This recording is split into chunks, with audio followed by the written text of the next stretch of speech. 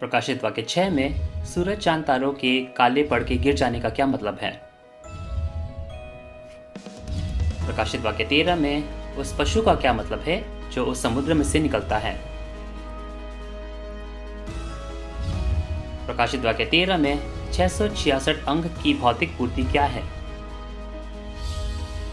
क्या आप बता सकते हैं? इतने सारे विश्वासियों ने पहले ही शिनचेनजी ऑनलाइन सेमिनार से उत्तर की जांच कर ली है। इसे नकारा नहीं जा सकता, इसका खंडन नहीं किया जा सकता। शिनचेनजी के अध्यक्ष और 12 गोत्रों के प्रधान द्वारा दी गई स्पष्ट गवाही प्रकाशित वाक्य की पुस्तक की भविष्यवाणी और पूर्ति की घोषणा करती है। इसका 11 भाषाओं में अनुवाद किया जा रहा है और दुनिया भर में प्रसारित किया जा रहा है। अब जांचने का समय आपका है।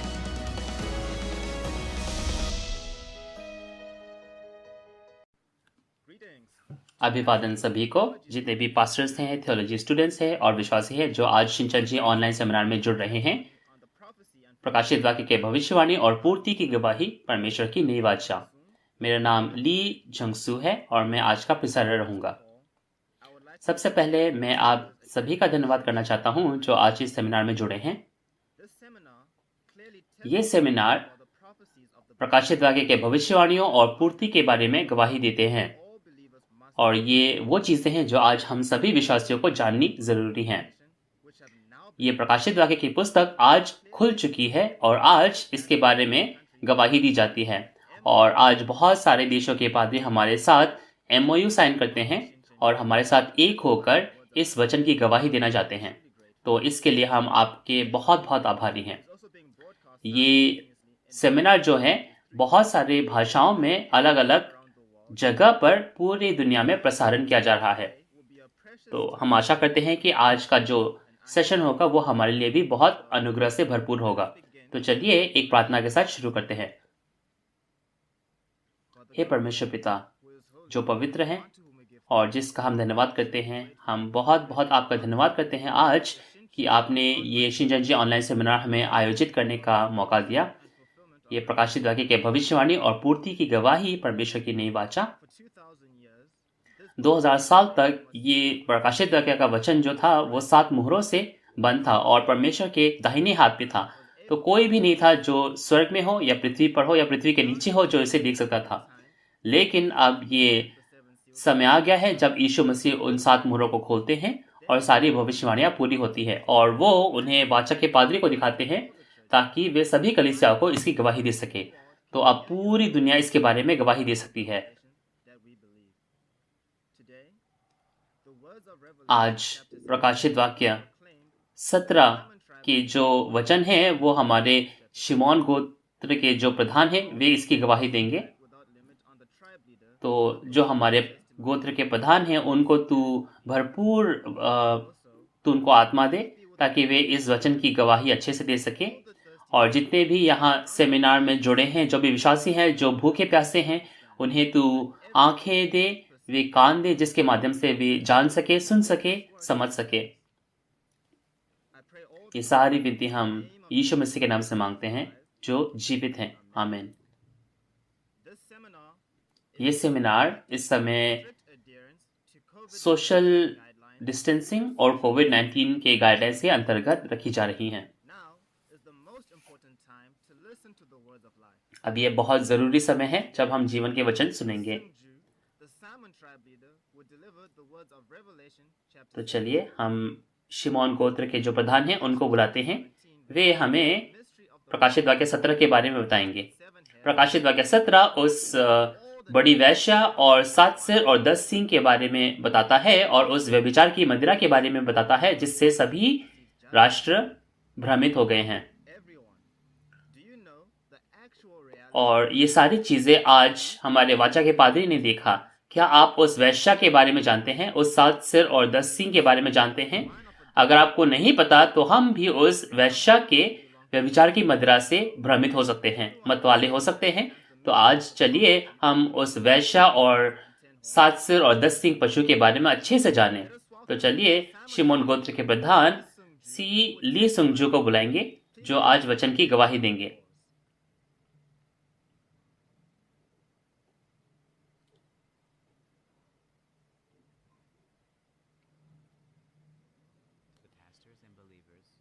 पूरी दुनिया में जितने भी पास्टर्स हैं और विश्वासी हैं जिनकी आशा स्वर्ग की राज्य और अनंत जीवन में है, आज शिनचन जी ऑनलाइन सेमिनार में मैं सबका आपका स्वागत करता हूं। मेरा नाम ली सुंगजू है और मैं शिमोन गोत्र का प्रधान हूं, जो यीशु मसीह के जो चेले थे उनके नाम से नियुक्त किया गया। तो चलिए आज हम सब प्रकाशित वाक्य 17 के बारे में पढ़ेंगे।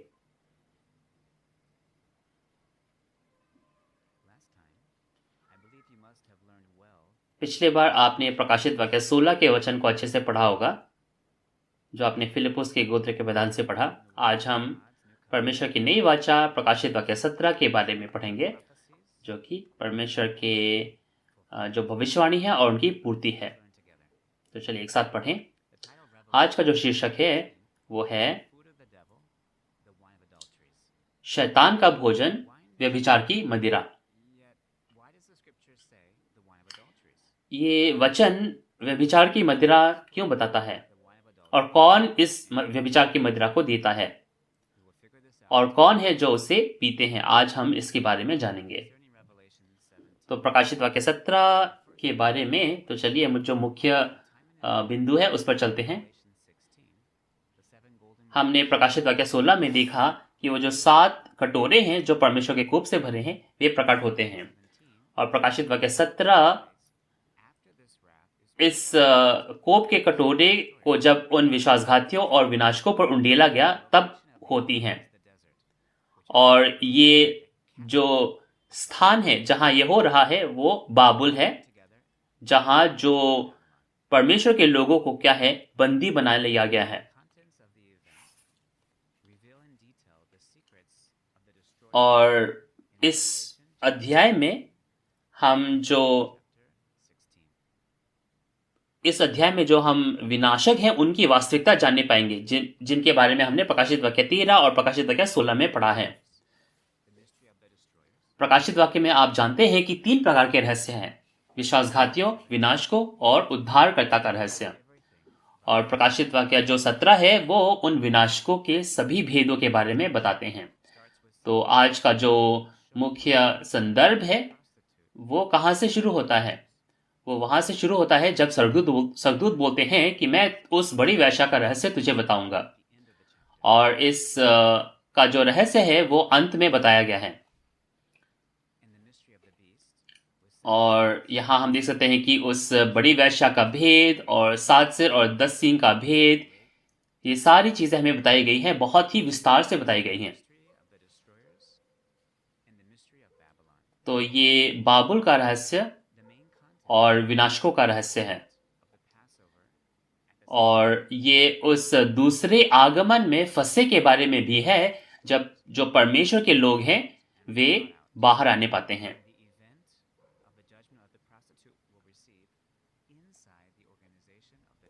और इन विनाशकों का न्याय कैसे होता है उसके बारे में भी हम जानेंगे। तो चलिए आज जो मुख्य संदर्भ है उसका 1 से 2 पढ़ते हैं। प्रकाशित वाक्य 17 1 का 2।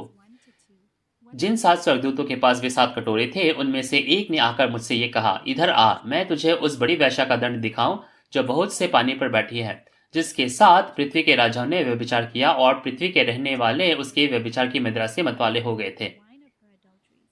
आमीन। तो इससे पहले हमने एक बड़ी वेश्या के बारे में पढ़ा है ना। ये वैश्या या फिर एक स्त्री एक क्या है, एक पादरी हो सकती है, जैसे कि हमने पढ़ा पहले। जैसे एक औरत अपने पति से बीज लेती है और बच्चे पैदा करती है, उसी प्रकार एक पादरी आत्मिक जो बीज है वो लेता है और बच्चे पैदा करता है। जैसे कि एक पादरी यीशु से बीज लेकर जो सदस्य है उनको बनाते हैं, है ना। यानी कि ये जो स्त्री है ये क्या है, एक पादरी है। और लेकिन ये जो वैश्या है ये क्या है, ये एक चरित्रहीन औरत है, भ्रष्ट औरत है, जो यीशु के साथ नहीं बल्कि वो शैतान के साथ संबंध रखती है। तो एक झूठा पादरी जो दुष्ट आत्मा को पाता है और झूठे गवाही देता है, वो वैश्या है। तो उसे वैश्या, बड़ी वैश्या क्यों कहा जाता है? एक वैश्या जो शैतान से जुड़ा हुआ है वो झूठा पादरी है। लेकिन ये जो पादरी है, ये जो झूठा पादरी है, ये सबसे बड़ा झूठा पादरी है, इसीलिए इसे बड़ी वेश्या कहा गया है। और इसका जो पादरी है वो पादरी शिक्षा केंद्र का जो प्रधान था उससे कहा गया है। तो ये जो पादरी शिक्षा केंद्र था वो सदस्यों को या थियोलॉजी स्टूडेंट्स को क्या है, वो गलत शिक्षा सिखाता था। तो इस जो प्रधान है, इस पादरी शिक्षा केंद्र के जो प्रधान है, इसे हम कहेंगे मिस्टर एक्स। अब ये जो पादरी शिक्षा केंद्र का जो प्रधान है, जो बड़ी वेश्या है, ये कितने पानियों पर बैठी है ना। इसमें लिखा है प्रकाशित वाक्य 17 में कि ये जो बड़ी वेश्या है ये एक पशु पर बैठी है और बहुत सारे पानियों पर बैठी है। अब ये जो बहुत सारी पानी है जिस पर ये बड़ी वेश्या बैठी है वो क्या है, वो भौतिक पानी नहीं है, लेकिन लोक, भाषा, जाति और वो भीड़ है। तो बहुत सारे जो सिद्धांत हैं, बहुत सारे संप्रदाय हैं जो उस बड़ी वेश्या के अंतर्गत है, वे बड़ी क्या है, वे बड़ी बहुत सारी पानी हैं। और वे क्या है, वे 7 सिर और 10 सींग भी हैं जिसके ऊपर वो बड़ी वेश्या बैठी है। और आप देख सकते हैं दूसरे आयत में कि पृथ्वी के राजाओं ने उस बड़ी वेश्या के साथ व्यभिचार किया, और जो पृथ्वी के रहने वाले हैं उन्होंने उसकी व्यभिचार की मदिरा से वे मतवाले हो गए। तो ये पृथ्वी के राजा कौन है? एक पृथ्वी का राजा एक राज करने वाला होता है ना। और पहला पतरस 2:9 से आप देख सकते हैं कि एक राजा क्या है, एक याजक हो सकता है। तो हर संप्रदाय का जो राजा है, हर संप्रदाय का जो प्रधान है, वे इस वेश्या के साथ एक हो गए हैं। और पृथ्वी के रहने वाले कौन हैं? वे पृथ्वी के रहने वाले उन पादरियों के अंतर्गत हैं जो विश्वासी हैं। तो यहाँ पे एक बहुत बड़ी दिक्कत है। ये दिक्कत ये है कि सभी जो विश्वासी है, सभी मंडली के सदस्य, वो व्यभिचार की मदिरा को पी रहे हैं। अब ये व्यभिचार की मदिरा है क्या? व्यभिचार की मदिरा के बारे में अगर आप जानो तो मदिरा या फिर दाखरस, दाखरस का मतलब क्या है? वचन। आप यूहन्ना 15:1 में देखो, यीशु मसीह ने कहा कि मैं सच्ची दाखलता हूं, और एक दाखलता में से वो दाखरस निकलता है ना। लेकिन जैसे कि आप यशाया 5 में देख सकते हो, 2 प्रकार के दाखरस होते हैं। एक अच्छी दाखरस है और एक जंगली दाखरस है।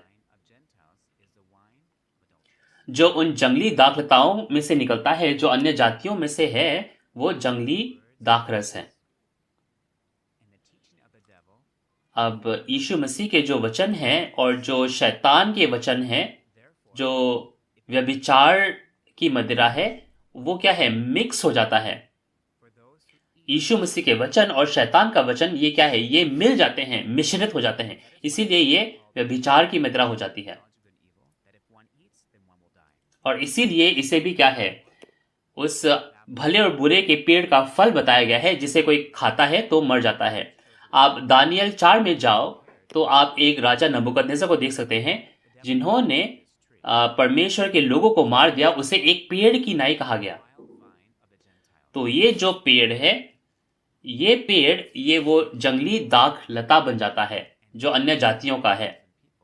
और क्योंकि शैतान उसके साथ है और परमेश्वर के लोगों को मार देता है, इसीलिए वो क्या है, भले और बुरे का पेड़ बन जाता है। और व्यवस्था विवरण 32 में आप देखो तो उनके जो कहा गया है कि उनके जो दाख आते हैं वे जंगली दाख से आते हैं, और उनमें सदोम और अमोरा के विष भरे हुए हैं, और उसे पीकर लोग मर जाते हैं। और आज प्रकाशित वाक्य 17 और 18 को देखें तो आप देख सकते हैं कि जिस पादरी के साथ शैतान था, जो बाबुल का राज्य था, तो नबूकदनेस्सर की नई है ना, बाबुल का राजा नबूकदनेस्सर की नई एक झूठा पादरी होगा जो बाबुल का राजा होगा इस समय पर, और वो क्या करेगा, वो वैश्या क्या करेगा, ये व्यभिचार की मदिरा सभी लोगों को पिलाएगा। और उसके साथ कौन है? उसके साथ शैतान है। और ये जो पादरी है ये भले और बुरे के पेड़ की वास्तविकता बन जाएगा। और ये जो व्यभिचार की मदिरा देता है वो कौन है? वो पादरी है। और ये झूठा पादरी जो वचन सिखाता है वो क्या है? वो भले और बुरे के पेड़ का फल है। तो आज जो वचन लोग देते हैं, जो बिना सोचे समझे, बिना बाइबल में से बढ़ा चढ़ा कर देते हैं, टिप्पणियां देते हैं, वे भले और बुरे के पेड़ के क्या है? वचन है। और कौन है जो उन्हें पी रहे हैं? कौन है जो उन्हें खा रहे हैं? वे पूरी दुनिया के जो सदस्य हैं, जो उस वैश्या के साथ जुड़े हुए हैं, वे हैं।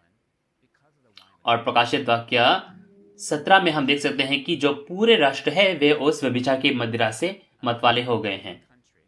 सभी राष्ट्र यानी कि सभी देश, जैसे एक राजा एक देश पर राज्य करता है, वैसे ही एक आत्मिक राजा एक चर्च पर, एक आत्मिक राज्य पर राज्य करता है।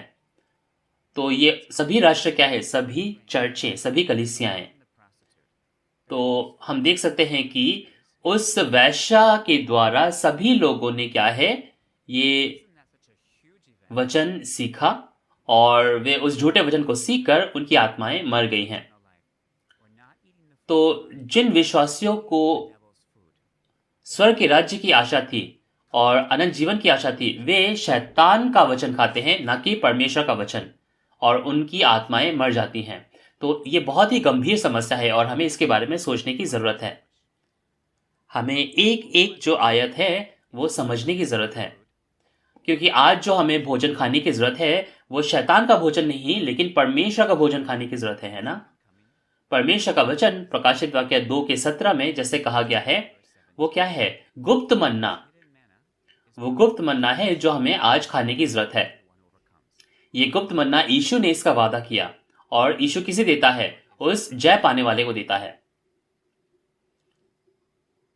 तो आज जो गुप्त मन्ना है वो परमेश्वर का वचन है, परमेश्वर का भोजन है। और ये गुप्त कितने साल रहा? ये प्रकाशित वाक्य कितने साल तक गुप्त रहा है? 2000 साल तक ये गुप्त रहा है, और परमेश्वर के हाथ में था, 7 मुहरों से बंद था। ये प्रकाशित वाक्य की पुस्तक है जो परमेश्वर का भोजन है, जो आज हमें खाने की जरूरत है। प्रकाशित वाक्य वो नई वाचा है जिसे यीशु ने अपने लहू से बांधा, और यीशु ने इस पुस्तक को परमेश्वर के हाथ से लिया जो 7 मुहरों से बंद थी। यीशु ने उन 7 मुहरों को खोला प्रकाशित वाक्य 6 और 8 में, और उन सभी वचनों को पूरा कर जो भौतिक पूर्तियां हैं, जो भौतिक वास्तविकताएं हैं, वे प्रकट हुई। और ये जो प्रकट वचन है, जो यीशु मसीह के प्रकट वचन है, ये आज प्रकट होने पाते हैं, ये आज दिखने पाते हैं। तो प्रकाशित वाक्य के भविष्यवाणी और पूर्ति, ये गुप्त मन्ना है जो आज हमें खाने की जरूरत है। ये परमेश्वर का भोजन है जो हमें खाने की जरूरत है। कौन है ये जो भोजन देता है?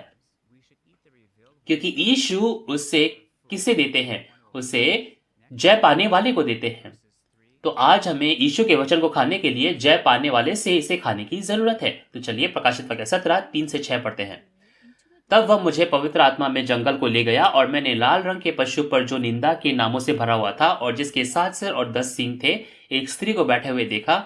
यह स्त्री बैंगनी और लाल रंग के कपड़े पहनी थी और सोने और बहुमूल्य मणियों और मोतियों से सजी हुई थी, और उसके हाथ में एक सोने का कटोरा था जो घृणित वस्तुओं से और उसके व्यभिचार की अशुद्ध वस्तुओं से भरा हुआ था, और उसके माथे पर यह नाम लिखा था, भेद, बड़ा बाबेल, पृथ्वी की वैश्याओं और घृणित वस्तुओं की माता। और मैंने उस स्त्री को पवित्र लोगों के लहू और यीशु के गवाहों के लहू पीने वालों से मतवाली देखा, और उसे देखकर मैं चकित हो गया। आमीन।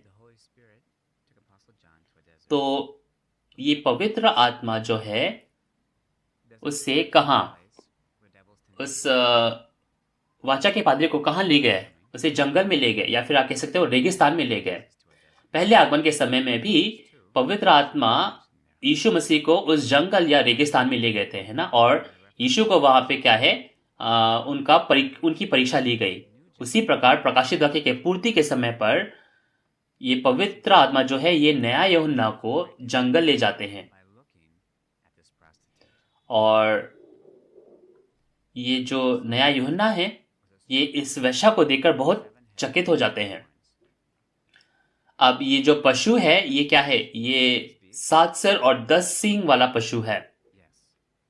आपने ऐसे किसी पशु को देखा है जो लाल रंग का पशु था? ये वही पशु है जो हमने प्रकाशित वाक्य 13 में पढ़ा था, और यही पशु हमने प्रकाशित वाक्य 12 में भी देखा था। ये वो पशु है जो समुद्र में से निकला और तंबू के मंदिर में प्रवेश करता है। ये पशु जो है समुद्र में से निकलकर परमेश्वर के लोगों को मार डालता है उस तंबू के मंदिर में। और ये पशु जो है ये उन विनाशकों को दर्शाता है जिन्होंने तंबू के मंदिर को नष्ट कर दिया और वहां जो परमेश्वर के लोग हैं उनका नाश कर दिया। और इसकी वास्तविकता क्या है फिर? इस पशु की वास्तविकता क्या है? इस विनाशकों की वास्तविकता क्या है? इस पशु के बारे में जो वास्तविकता बता सकते हैं वे प्रकाशित वाक्य 12 में वे लोग हैं जो उससे लड़ते हैं और जय पाते हैं, है ना? जो जय पाते हैं उन्होंने इस पशु को देखा, उससे लड़े और उससे जय पाया उन्होंने। इसीलिए जो जय पाते हैं वे जानते हैं कि ये 7 सिर और 10 सींग पादरी कौन है, उनके नाम क्या हैं, और ये जो विनाश हुए वे कहां हुए और उन्होंने किस तरह के विनाश के काम किए। क्योंकि जो जय पाता है उन्होंने सारी चीजें देखी है, व्यक्तिगत रूप में देखी हैं। इसीलिए जहां वो जो जय पाते हैं वे एकत्रित होते हैं उसे क्या कहा गया? उन्हें साक्षी के तंबू का मंदिर कहा गया, क्योंकि वे गवाही दे सकते हैं। गवाही के तंबू का मंदिर, वाचा के तंबू का मंदिर, है ना? क्योंकि वे गवाही दे सकते हैं। ये जो संगठन है, जो 7 सिर और 10 सींग का संगठन है, ये पादरी शिक्षा केंद्र है, और जो वैश्या है वे उनका प्रधान है। और जो वैश्या है उसका नाम क्या है? उसका नाम बाबुल लिखा गया है ना? उस वैश्या का नाम जो है बाबुल लिखा गया है। बाबुल क्या था? बाबुल एक अन्य जाति देश था जो कि शैतान का राज्य था। हर युग में क्या होता है, हर युग में क्या हुआ है, जो शैतान का राज्य है वो परमेश्वर के राज्य को, परमेश्वर के लोगों को क्या है, भ्रष्ट कर देता है। उसी प्रकार प्रकाशित वाक्य के पूर्ति के समय में भी अगर आप देखो तो प्रकाशित वाक्य 18 और 17 के वचन को आप देखोगे तो जो दुष्ट है, जो शैतान है, दुष्ट आत्मा है, वे किसके साथ रहती है? वो उस वैश्या के साथ रहती है, और वैश्या जो है उन 7 सिर और 10 सींग पर राज्य करता है। इसीलिए ये बाबुल कहा जाता है, क्योंकि अब ये जगह जो है, ये जगह वो जगह बन गई है जहां दुष्ट आत्मा रहते हैं, जहां शैतान की आत्मा रहते हैं। इसीलिए इस जगह को बाबुल कहा गया है। इसीलिए इसका नाम क्या है? बाबुल कहा गया है। लेकिन यहां एक दिक्कत सामने आती है। अब ये जो वैश्या का जो संगठन है वो एक बाबुल कहा गया है, और ये भेद है ना? भेद यानी कि कोई नहीं जानता, भेद यानी कि कोई नहीं जानता, है ना? लेकिन ये भेद क्यों कहा गया? ये भेद इसलिए कहा गया है कि कोई भी इसका जो है इसके बारे में नहीं जानता। लेकिन जब इनकी वास्तविकताएं प्रकट होती हैं तो ये बाबुल क्या है? बाबुल वो पादरी शिक्षा केंद्र है जहां लोगों को पढ़ाया जाता था, जहां पादरियों को पढ़ाया जाता था। पादरी शिक्षा केंद्र एक ऐसा संगठन है जहां पादरियों को पढ़ाया जाता था। तो जहां पादरी पढ़ते थे और उनके जो संगठन है, उनके जो सदस्य हैं, वे सब बाबुल के अंतर्गत थे। सभी लोगों को लगता था कि ये जो पादरी है ये परमेश्वर के पादरी हैं, और परमेश्वर की क्या है? पवित्र आत्मा उनके द्वारा काम करती है। पहले आगमन में जो शैतान था और जो दुष्ट आत्माएं थे, वे फरीसियों सदूकियों के साथ थे, है ना, और पूरे यहूदी धर्म को उन्होंने भरमा दिया था। तो क्या था? वो आत्मिक बाबुल था। लेकिन क्या आपको लगता है कि जो यहूदी थे, जो फरीसी थे, जो सगूती थे, वे शैतान के पादरी थे? आपको क्या लगता है कि यहूदियों को पता था? नहीं पता था, किसी को भी नहीं पता था। इसीलिए वे उन जो शास्त्री है, फरीसी सदुकी है, उनके साथ एक हो गए और यीशु मसीह को सताया। लेकिन उस समय सिर्फ एक ही व्यक्ति था जो जानता था। कौन था वो? यीशु मसीह। यीशु मसीह ने जो फरीसी सदुकी शास्त्रियों के जो भेद है वो पूरी दुनिया को खोल दिए। उसी प्रकार आज भी जो वैश्या का संगठन है, जो बाबुल है, जो दुष्ट आत्माओं का निवास है, कोई नहीं है जो इसके बारे में जानता था। लेकिन आज कोई है जो उस बाबुल के वास्तविकता को जानता है, उस वैश्या की वास्तविकता को जानता है। अगर आप प्रकाशित वाक्य पढ़ो तो आपको जानने को मिलेगा। क्या आप जान पाओगे सारी चीजें? ऐसा नहीं है। हम जान सकते हैं ये सारी चीजें आज कैसे? उस पवित्र आत्मा के द्वारा। पवित्र आत्मा जो परमेश्वर के अंदरूनी बातों को भी ढूंढता है और बतलाता है। उसी प्रकार इस घटनास्थल पर कोई था जिसने सारी चीजें देखी और सुनी। उस व्यक्ति ने उस बाबुल की वास्तविकता, उस वैश्या की वास्तविकता, सारी चीजें देखी है। कौन है वो? नया यूहन्ना। नया यूहन्ना वे व्यक्ति है, ली मान ही, जिन्होंने आज सारी चीजें देखी है और सुनी है और शिनचंजी यीशु की कलीसिया के प्रतिनिधित्व हैं। उन्होंने जो सात दीवट है, जो विश्वासघातियों का रहस्य है, उनके बारे में देखा। जो 7 सिर और 10 सिंह और जो बड़ी वैश्या का रहस्य है, उनको भी देखा। और प्रकाशित वाक्य 10 के 7 में जो उद्धारकर्ता का रहस्य है, जो 7वीं तुरही का रहस्य है, वे जानते हैं। ये सारे जो रहस्य भेद है प्रकाशित वाक्य में, कौन है जो जानता है? यीशु जो पवित्र आत्मा है और जो स्वर्गदूत हैं, वो किसे बताते हैं? उस नया यूहन्ना को बताते हैं। तो नया यूहन्ना ने इन सभी घटनाओं के बारे में, इन सभी भेदों के बारे में खुद देखा और वे सभी चीजों के बारे में जान सकते हैं और गवाही दे सकते हैं। जैसे कि आमोस 3 के 7 में लिखा है, उसमें लिखा है कि परमेश्वर बिना अपने भेदों को, अपने भविष्यद्वक्ताओं को बिना बताए कुछ भी नहीं करते। इसी प्रकार आप जब देख सकते हैं कि प्रकाशित वाक्य पूरा होता है, तो जो वास्तविकताएं हैं, तो वास्तविकताएं नया यूहन्ना को दिखाई जाती हैं, जो आज शिनचंजी चर्च के प्रतिनिधित्व ली मान ही है। और ये नया यूहन्ना आज पूरी दुनिया को इसके बारे में गवाही देते हैं। इसीलिए आज जो प्रतिनिधित्व है ली मान ही, ये पूरी दुनिया में आज इस प्रकाशित वाक्य के बारे में सेमिनार रखते हैं। जैसे कि उन्होंने प्रकाशित वाक्य के बारे में देखा और सुना, उसकी गवाही देते हैं। उन सभी चीजों को, उन सभी भेदों को देखकर, सुनकर वे इसके बारे में गवाही देते हैं। और जब आप इस वचन को सुनते हो, इन भेदों के बारे में जानते हो, तो आप भी क्या है? स्वर्ग के राज्य के संतान बन सकते हैं, है ना? और क्या कहा गया? ये जो वैश्या है, इस वैश्या को क्या कहा गया है? ये सभी उन घृणित वस्तुओं की माता कहा गया, है ना? क्यों? क्योंकि इसके अंदर क्या है? सभी झूठ क्या है? उसके अंदर हैं।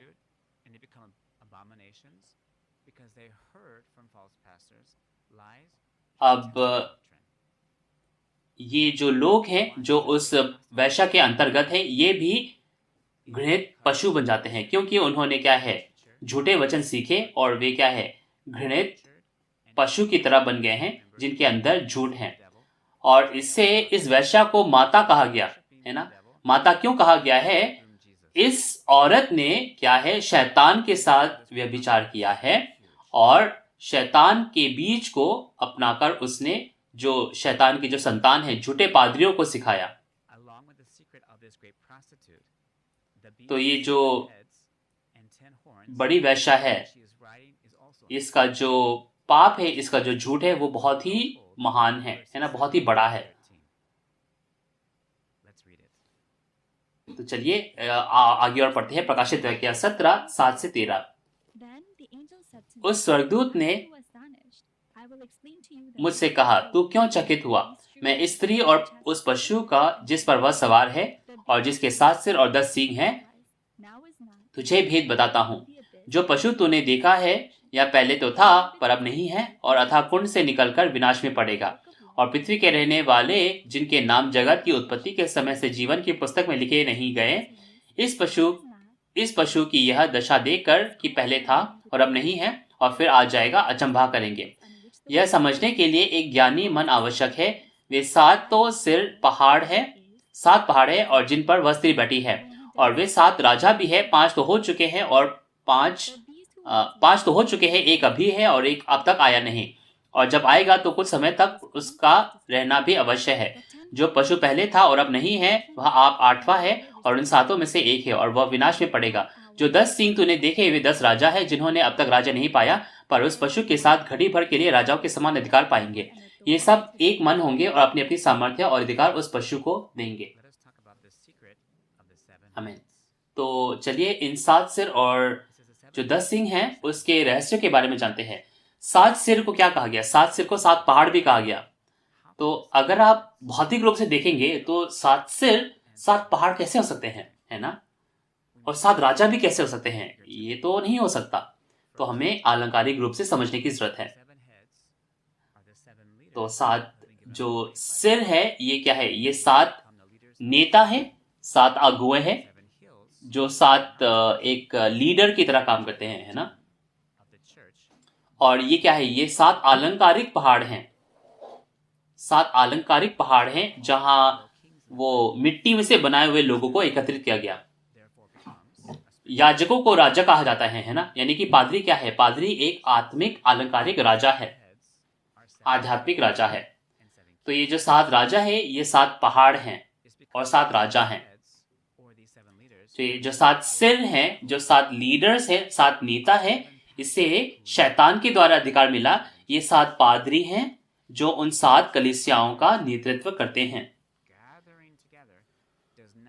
क्योंकि ये 7 पादरी एक साथ एकत्रित होते हैं, तो वे 7 सिर और 10 सिंह की वास्तविकता नहीं बन जाते हैं।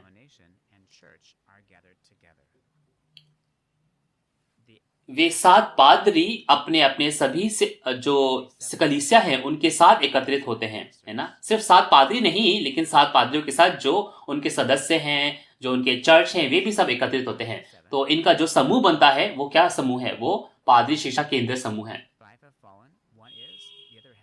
और इन 7 के बारे में कहा गया कि 5 तो हो चुके हैं, एक अभी है और एक अब तक नहीं आया। इसका मतलब है कि पादरी शिक्षा केंद्र के 5 जो पादरी हैं, वे अधिकार में थे लेकिन वे अलग अलग हो गए, है ना? वे पहले अधिकार में थे लेकिन अलग अलग हो गए। और इनके जो नाम लिखे हुए हैं, ये बस क्या है? ये उनके भौतिक नाम नहीं है, ये आपके बस समझ के लिए नाम लिखा गया है। और एक व्यक्ति था जो बड़ी वेश्या थी, जो इन 7 पादरियों की प्रमुख थी, है ना? जिसे हम इस समय मिस्टर एक्स कहते हैं। तो इस व्यक्ति के पास अभी भी क्या है? अभी भी वो अधिकार है। तो ये वो है और एक अभी है। तो एक अभी है, ये वो वैश्या है जिसके पास अभी भी अधिकार था।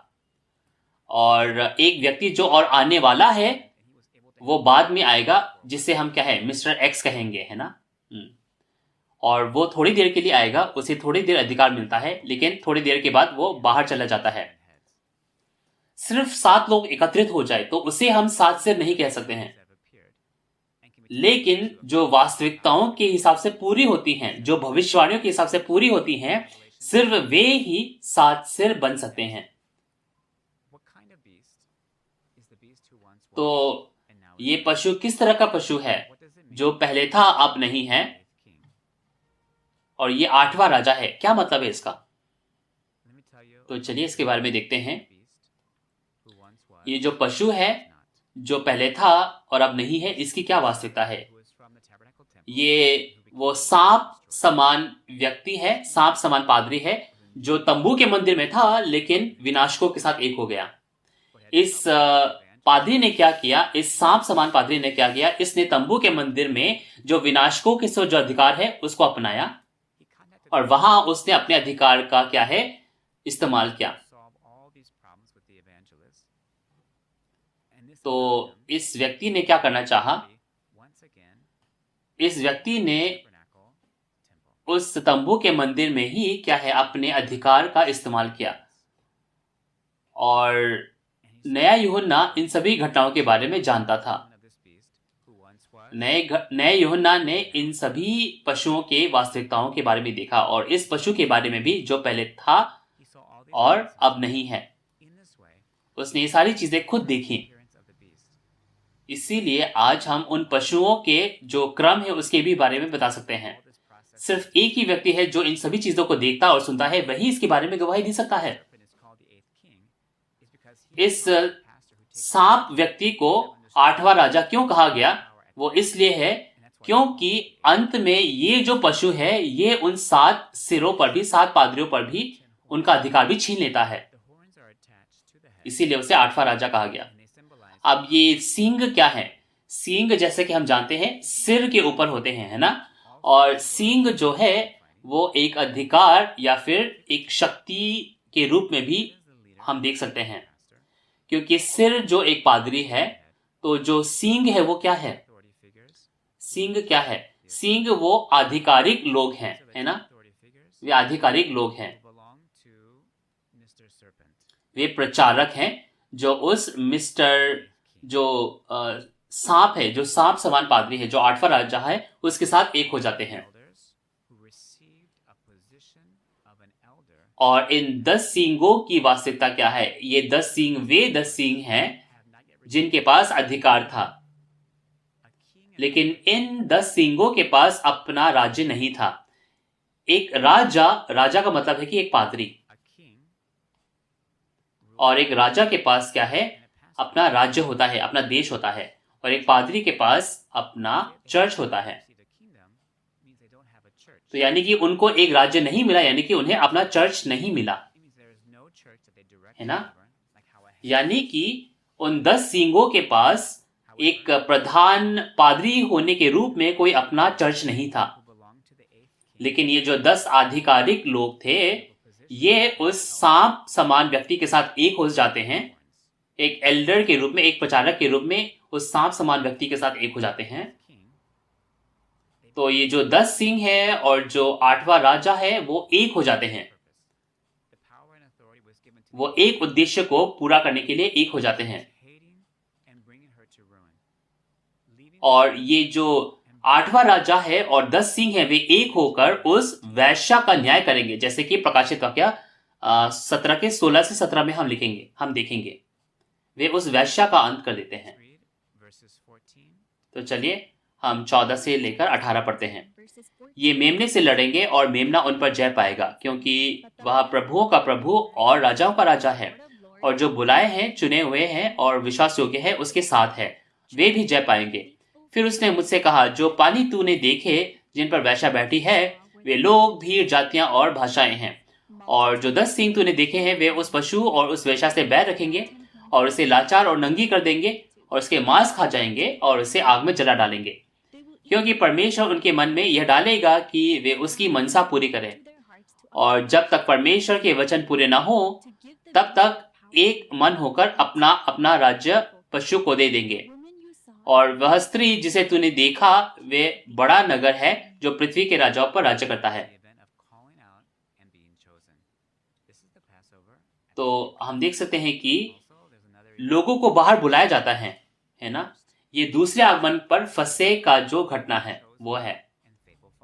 और कुछ लोग हैं जो इस समय जय पाते हैं, उन्हें क्या कहा जाता है? उन्हें चुने हुए और विश्वास योग्य कहा जाता है। इस महान जो वैश्या है, इस बड़ी वैश्या है और 7 सिर और 10 सिंह पशु का जो संगठन है, उसके अंदर कुछ लोग हैं जो इस पशु से लड़ते हैं और बाहर आते हैं और तंबू के मंदिर में साक्षी के तंबू के मंदिर में आने पाते हैं। ये प्रभु के दूसरे आगमन के समय फसह का घटना है, फसह की घटना है। ये दूसरे आगमन में जो फसह की घटना है वो चुने हुए लोगों को बाहुबल से बुलाने का जो कार्य है वो यह है। लोगों को बाबुल से बुलाकर इस साक्षी के तंबू के मंदिर में बुलाने का कार्य है। और कहा जाता है कि ये लोग जो आते हैं वे विश्वास योग्य हैं। तो मैं इसे एक आपको चित्र के रूप में बताता हूं। जब प्रकाशित वाक्य की पुस्तक पूरी होती है, शैतान किसके द्वारा काम करता है? शैतान उस वैश्या के द्वारा कार्य करता है जो उन 7 सिर और 10 सींग पर बैठी हुई है, उनके समूह से कार्य करता है। ये शैतान का घर है, दुष्ट आत्माओं का घर। और क्योंकि ये बाबुल है, ये लोग परमेश्वर के जो लोग हैं उन पर कब्जा कर लेते हैं। परमेश्वर के जो लोग उस बाबुल के अंदर है, वे बाबुल की व्यभिचार की मदिरा पीते हैं, वे टिप्पणियां पढ़ते हैं, वे झूठे वचन सीखते हैं और उनकी जो आत्मा है वे उन टिप्पणियों से मर जाते हैं। और सिर्फ परमेश्वर के जो लोग उसके अंतर्गत है वे नहीं, लेकिन पूरी दुनिया के लोग उस व्यभिचार की मदिरा से क्या है, मतवाले हो जाते हैं। तो जिन विश्वासियों को परमेश्वर के राज्य की आशा थी, स्वर्ग के राज्य अनंत जीवन की आशा थी, वे शैतान का वचन सीख रहे हैं, वे शैतान की क्या है, टिप्पणियां सीख रहे हैं। तो प्रकाशित वाक्य 18 में हम देख सकते हैं कि जो चर्च के जो सदस्य हैं वे शैतान के साथ व्यभिचार करते हैं, शैतान के साथ उनका विवाह हुआ है। तो ये बहुत ही गंभीर समस्या है। क्या हमें इसके बारे में सोचने की जरूरत नहीं है? मैं बाइबल के हिसाब से कौन हूं? मैं कौन सा वचन सीख रहा हूं? किसके साथ विवाहित हूं मैं? क्या आपको नहीं जानना चाहिए? इस समय जो जय पाता है वो एक व्यक्ति बनने पाते हैं जो एक क्या है, एक ज्योति के रूप में है ना, उन पशु के संगठन से लड़ता है। प्रकाशित वाक्य 12 में, प्रकाशित वाक्य 16 में हम देख सकते हैं वे लड़ते हैं। और प्रकाशित वाक्य 16 में वे कोप के जो कटोरे हैं उनके माध्यम से उनका न्याय करते हैं। और न्याय के बाद प्रकाशित वाक्य 17 में हम देख सकते हैं कि पूरी दुनिया को उसका जो भेद है वो बताने पाते हैं। जो जय पाता है वो क्या है, एक चरवाहा बनता है जो पूरी दुनिया को शैतान के बारे में बताने पाता है। प्रकाशित वाक्य के जो भविष्यवाणी और पूर्ति है जो उन्होंने देखी है उसकी गवाही देता है। जब आप इस गवाही के वचन को सुनते हैं तो हम क्या है, अभिमानी ना हो, हम घमंडी ना हो, लेकिन हम ये जानने पाए, हम ये सोचने पाए हम किसके साथ विवाहित है, हम क्या खा रहे हैं। हम ये सारी चीजें जाने सुने ताकि हम दूसरे आगमन के जो वचन है, दूसरे आगमन के जो कार्य है उसको करने पाए। आज हमें उस मंदिर में बाहर आने की जरूरत है, जो परमेश्वर का राज्य है उसमें बाहर आने की जरूरत है। और हर बार ये जो फसह का कार्य है ये होने पाया है। पुराने नियम में परमेश्वर ने मूसा के माध्यम से जो परमेश्वर के लोग जो मिस्र में थे उनको बाहर बुलाया। पहले आगमन में यीशु के माध्यम से परमेश्वर ने उद्धार का कार्य किया। जो यहूदी थे, जो उन यहूदी धर्म में थे, जो उसमें बंधे हुए थे, जो शैतान के अंतर्गत थे, उनको बाहर बुलाने का कार्य किया। उन फरीसी सदूकियों शास्त्रियों के में से बाहर बुलाने का कार्य किया। वो पहले आगमन में क्या था, वो फसह का भोजन था, वो फसह की घटना थी। उसी प्रकार दूसरे आगमन में इस गवाही के वचन के माध्यम से जो मेमना है यीशु मसीह, नया यूहन्ना का इस्तेमाल कर जो बाबुल के अंतर्गत लोग हैं जो फंसे हुए हैं उनको बाहर बुलाते हैं। इस साक्षी के तंबू के मंदिर में जो बाबुल में लोग फंसे हुए हैं उनको बाहर बुलाते हैं। ये क्या है, ये आज दूसरे आगमन के समय ये फसह की घटना है।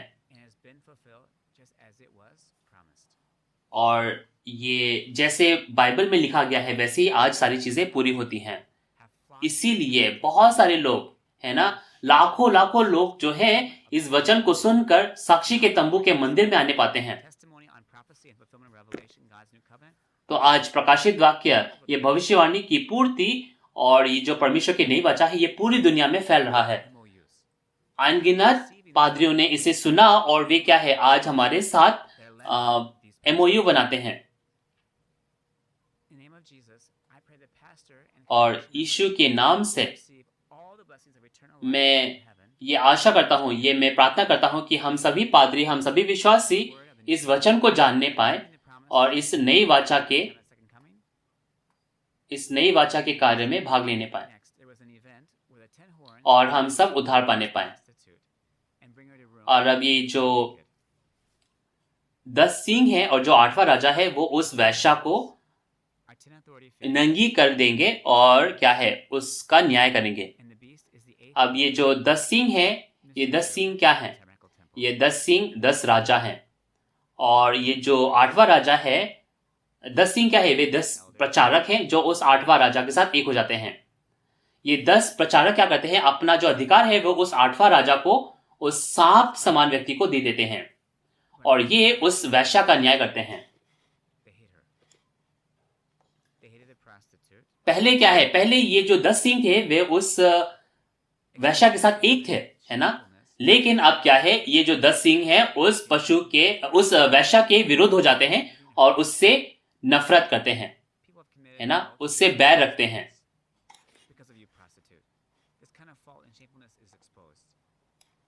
तो इस समय क्या है? इस समय ये लोग जो 10 सींग है और 8वां राजा है, ये उस वैश्या की जो वास्तविकता है वो प्रकट कर देते हैं। वैश्या ने झूठा वचन दिया, वैश्या के वचन झूठ हैं, इस तरह क्या है? उनकी वास्तविकता, उनका खुलासा कर देते हैं। और ये भी कहा गया कि वे वैश्या की जो वैश्या के मांस को खाते हैं और उसे आग में जला डालते हैं। प्रकाशित वाक्य 16 में हमने देखा कि विनाशक हैं उनका न्याय किया गया। पहले ये जो 10 सींग थे वे उस वैश्या के भोजन को खा रहे थे, ये समझकर कि उसका वचन जो है परमेश्वर का वचन है, लेकिन न्याय के बाद वे उसके विरुद्ध हो जाते हैं और उसके खिलाफ हो जाते हैं और ये कहते हैं कि वह गलत है। और वे ये कहते हैं कि जो वैश्या का वचन है वो शैतान का वचन है, ऐसे करके उसके विरुद्ध हो जाते हैं। अब ये जो वचन है जो कहता है कि उस वैश्या का जो वचन है वो गलत है, ये क्या है? वो आग बन जाता है जो उस वैश्या को भस्म कर देता है। पहले क्या हो रहा था? जो वैश्या है वो 7 सिर और 10 सींग पशु पर राज्य करती थी, लेकिन अब क्या हो रहा है? वो जो 7 सिर और 10 सींग है वो उस वैश्या के खिलाफ हो जाते हैं और उसका न्याय कर देते हैं। तो चलिए एक बार निष्कर्ष करते हैं, समराइज करते हैं इन वास्तविकताओं के साथ। न्याय पाने के बाद जो बड़ी वैश्या है और 8वां राजा, उनके बीच में क्या है? एक दरार पड़ जाता है। जो बड़ी वैश्या है वो उन 7 सिर और 10 पादरियों के उस समूह से थी और उनके बीच में क्या है? उस 8वां राजा के बीच में और क्या है? दरार पड़ जाती है। लेकिन इस समय जो ये सारी चीजें घटना होती हैं, तो एक व्यक्ति है, नया यूहन्ना, है ना, जो जय पता है, वो सारी चीजें देखता है, सुनता है और क्या है? गवाही देता है ताकि लोग बाहर आने पा सके। तो जो लोग इस वचन को सुनते हैं और वे बाहर निकलने पाते हैं, वे उस साक्षी के तंबू के मंदिर में आने पाते हैं। ये प्रकाशित वाक्य 18 में वो क्या है? फसह का भोजन है। और ये आवाज निकलती है कि जो परमेश्वर के लोग हैं वो बाबुल में ना रहे लेकिन बाहर आने पाए। तो प्रकाशित वाक्य के हिसाब से, प्रकाशित वाक्य में जैसे भविष्यवाणी है, आज सारी चीजें पूरी हुई हैं। इस नई वाचा के वचन को हम रखने पाए। इस शैतान के राज्य में ये जो शैतान का संगठन है, इसमें जो 8वां राजा है और जो 10 सींग है, वे उस किसके साथ? वे उस वैश्या के खिलाफ वे वचन देते हैं कि तुम्हारे वजह से लोगों ने झूठा वचन सीखा, तुम्हारे वजह से लोगों ने व्यभिचार की मदिरा पी, ऐसे करके वो उस वैश्या का न्याय कर देते हैं। लेकिन उन सभी लोगों का भी क्या है? न्याय होता है। और प्रकाशित वाक्य 18 में हम देख सकते हैं उन सभी लोगों का विनाश हो जाता है। इन सभी चीजों के बारे में प्रकाशित वाक्य 18 में हम जानने पाएंगे। तो प्रकाशित वाक्य 17 में चलिए आज जो आपने सीखा उसका निष्कर्ष करते हैं। स्वर्गदूत नया यूहन्ना को लेके जाता है उस जंगल में और उसे उस बड़ी वैश्या का रहस्य दिखाता है जो उस पशु पर बैठी है और बहुत सारे पानियों पर बैठी है। वो पशु क्या है? 7 सिर और 10 सींग वाला पशु। तो आज हमें जानने की जरूरत है, जिसने उन विनाशकों का रहस्य देखा, उनके बारे में देखा, सुना, और बाबुल का रहस्य जो बता सकता है, वो कौन है? वो एक ही है, नया यूहन्ना, जो यीशु का क्या है? यीशु का दूत है। तो आज हमें ये जानने की जरूरत है। और फसे का जो कार्य है, फसे की जो घटना है, उसमें नया यूहन्ना के द्वारा जो बाबुल में लोग फंसे हुए हैं, शैतान के अंतर्गत लोग फंसे हुए हैं, वे बाहर आने पाते हैं। और उसके माध्यम से क्या होता है? जो 10 सींग है पशु, वे उस वैश्या के खिलाफ हो जाते हैं।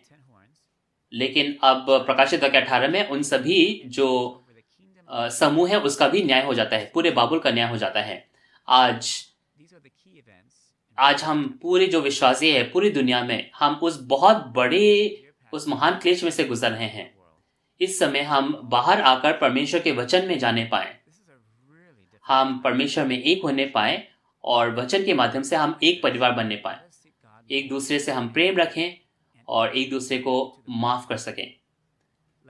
परमेश्वर के इस 6000 साल के इतिहास में कई लोगों ने परमेश्वर पर विश्वास किया, लेकिन परमेश्वर के वादों को नहीं रखा, परमेश्वर के वायदों पर नहीं चले।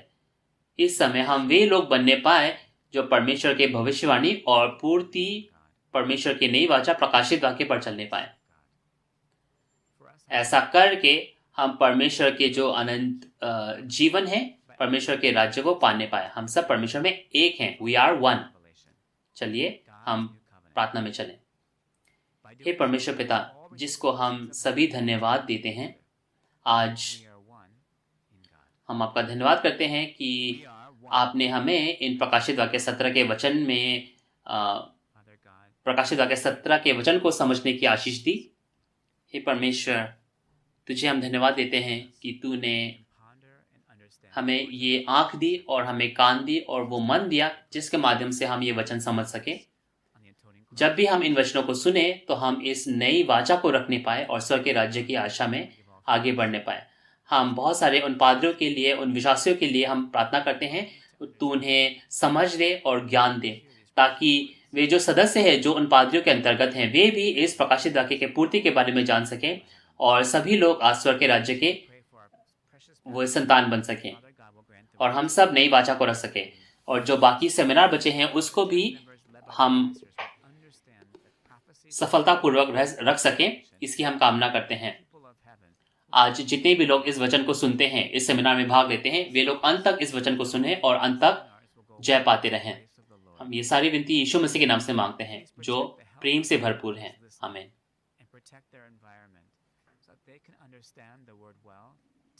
तो सुनने के लिए बहुत बहुत धन्यवाद। तो इस आत्मिक बाबुल की वास्तविकता, ये प्रकाशित वाक्य 17 में जो वैश्या है उसका न्याय होता है और उस घटना से ये पता चलने पाता है कि पूरी दुनिया में ये जो झूठा पादरी है, इसने अपने वचन से क्या है, बहुत सारा धन कमाया और उसके धन की